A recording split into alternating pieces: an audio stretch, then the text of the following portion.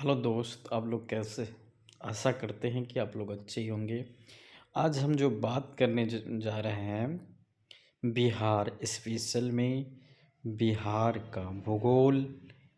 भूगोल किसे कहते हैं भाई? भूगोल उसे कहते हैं जो दुनिया गोल है, उसे ही भूगोल कहते हैं। सबसे बड़ी बात है, बिहार का भूगोल के बारे में पढ़ेंगे। बिहार स्पेशल चल रहा है तो बिहार का भूगोल के बारे में पढ़ेंगे।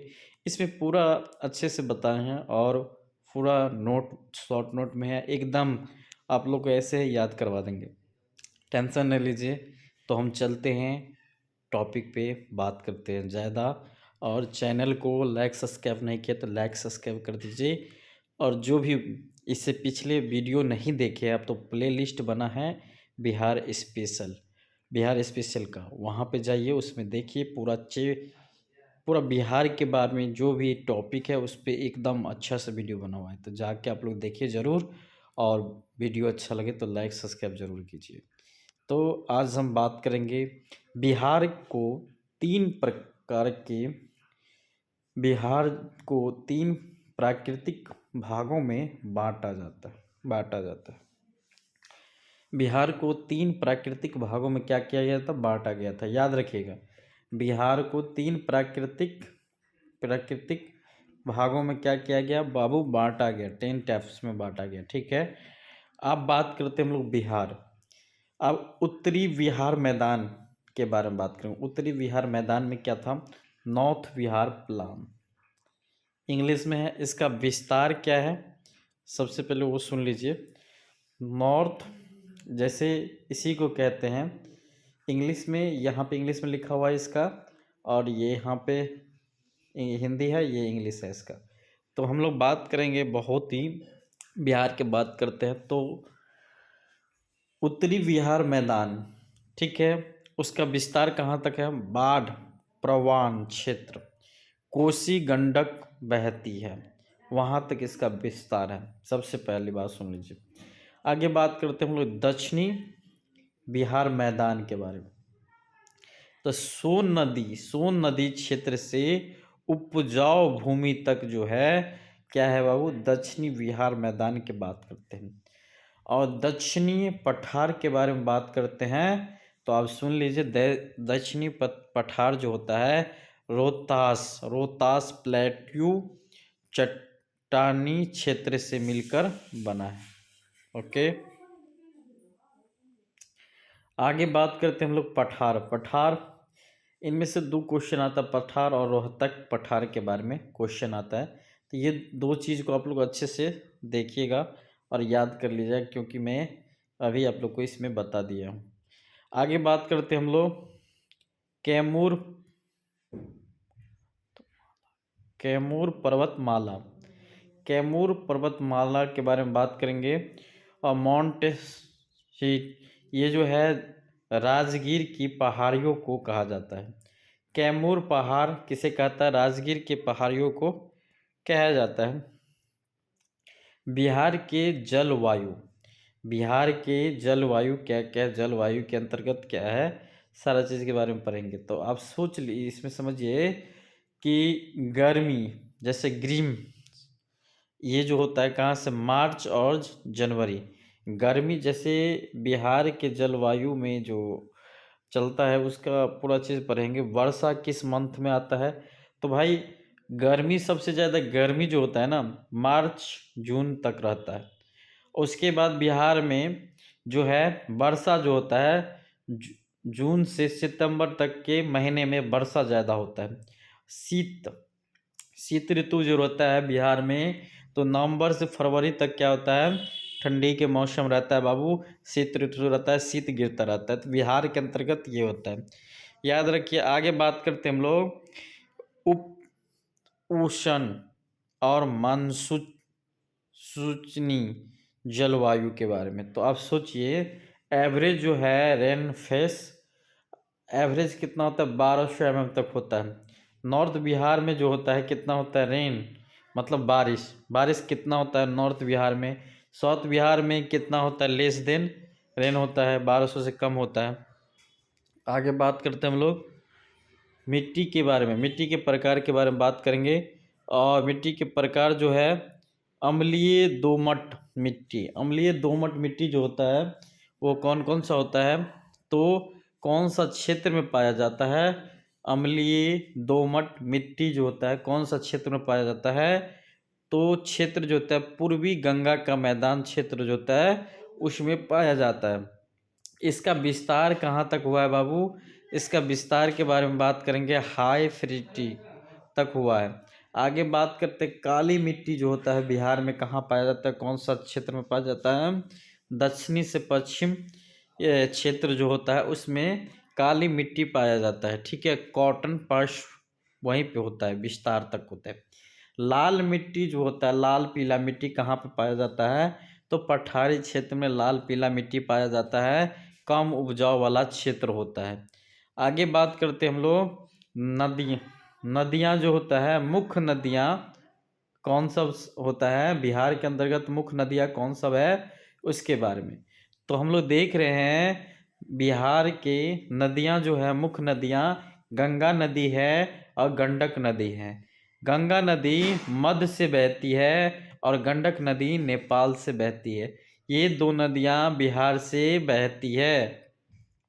आगे बात करते हम लोग कोसी नदी। कोसी नदी के बारे में बात करते हैं, ये भी बिहार की नदी। कोसी नदी जो है बदलती धारा वाली नदी होता है, इसमें हमेशा बदलता धारा रहता है, मतलब कभी तेज से बहती रहती है धारा, पानी की धारा कभी कम हो जाता है, कभी तेज हो जाता है, कभी सूख जाता है।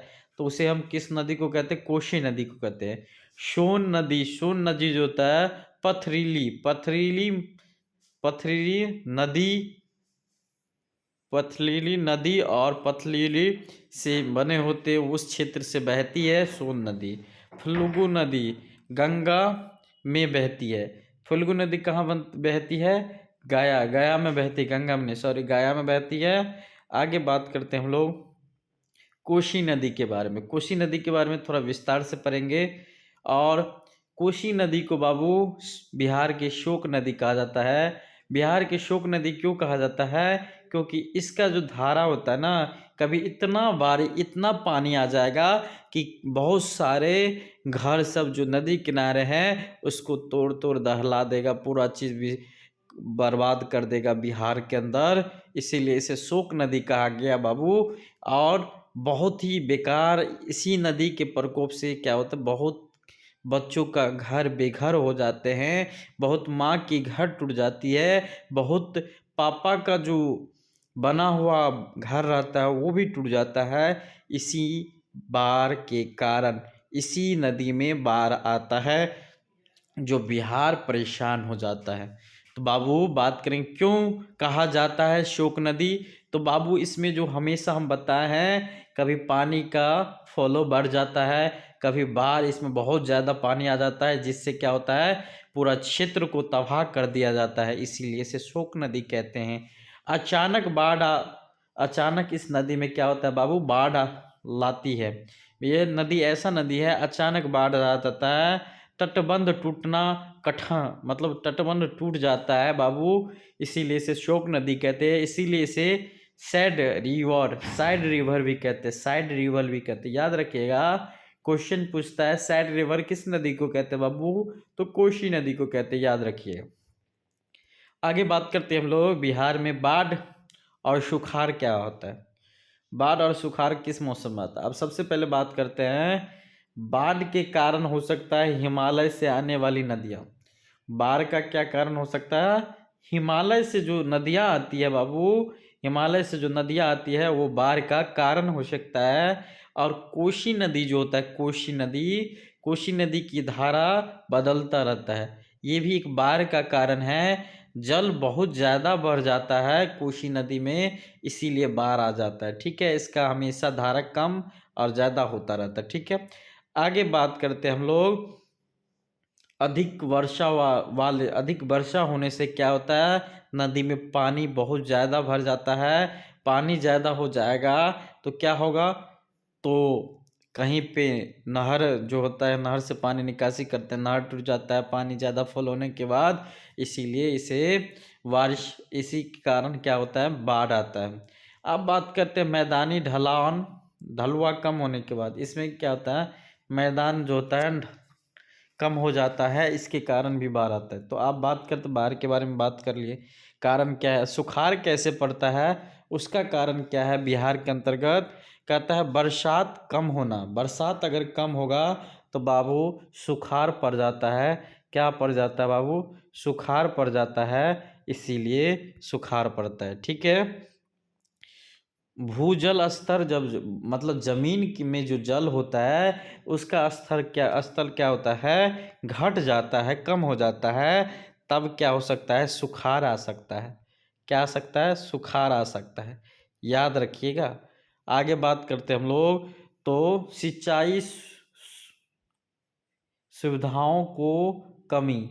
सिंचाई अगर सुविधा, जैसे ज़मीन में से पानी नहीं आएगा और नहर में से, जो नहर ऐसे ऐसे चलता रहता है, इस नहर से पानी नहीं आएगा तो क्या होगा बाबू, सुखाड़ पड़ जाएगा, सुखाड़ पड़ जाएगा। इसीलिए सिंचाई कम पड़ेगी, सिंचाई कम होने के कारण क्या होता है, सुखाड़ हो जाता है, जलने लगता है जो भी फल फसल लगाए रहते हैं। आप बात करते हैं प्राकृतिक वनस्पति के बारे में। ठीक है। उष्णकटिबंधीय पर्याप्ती वन, ये कहाँ पे है बाबू, तो इसका स्थान कैमूर रोहताक में है। इसका स्थान कहाँ पे, कैमूर रोहताक में है। ये प्राकृतिक वनस्पति होता है यहाँ पे।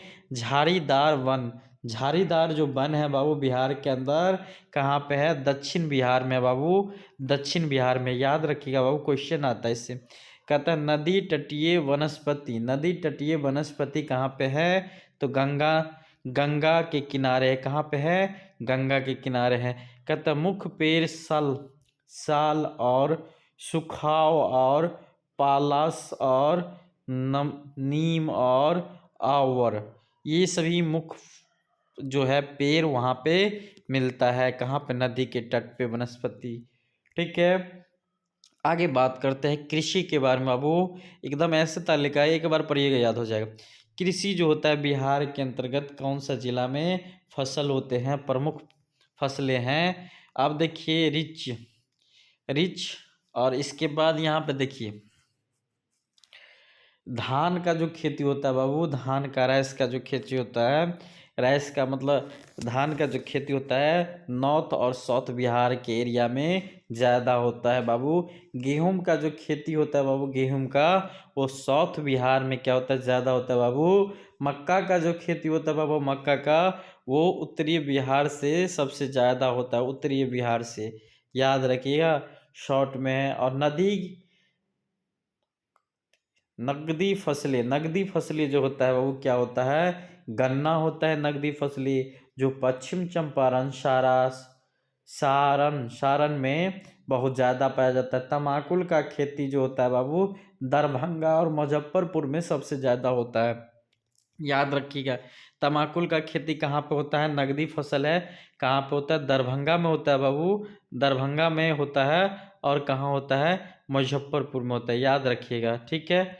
और बात करते हैं हम लोग सिंचाई परियोजना के बारे में। सिंचाई परियोजना कौन कौन सा है, एक बार ये नहीं हुआ तो स्क्रीनशॉट ले लीजिएगा। ये पूरा वीडियो मैं डाल दूंगा डिस्क्रिप्शन में, और लिंक भी डाल दूंगा। इसका पीडीएफ आपको चाहिए तो टेलीग्राम पे जाके ज्वाइन हो जाइए, वहाँ से आप लोग को टेलीग्राम पीडीएफ मिल जाएगा। ठीक है। अब बात करते हैं परियोजना के बारे में, नदी के बारे में, जल के बारे में, जिला के बारे में, कौन सा जिला से निकलता है। ठीक है। अब बात करते हैं कोशी परियोजना जो है बाबू, कोशी परियोजना कोशी नदी से होता है और ये सुपौल से निकलता है, सुपौल जिला से।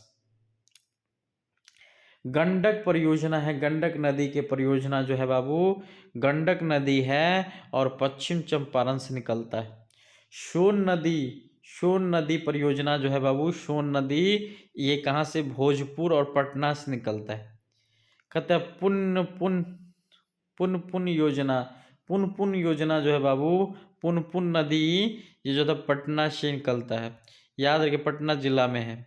अब देखिए इसके बाद बाढ़ सिंचाई तंत्र, अब बाढ़ का सिंचाई तंत्र क्या होता है उसके बारे में थोड़ा पढ़ लेते हैं। तो बिहार में परंपरागत आहार पाई प्रणाली प्रसिद्ध है, ठीक है, याद रखिएगा।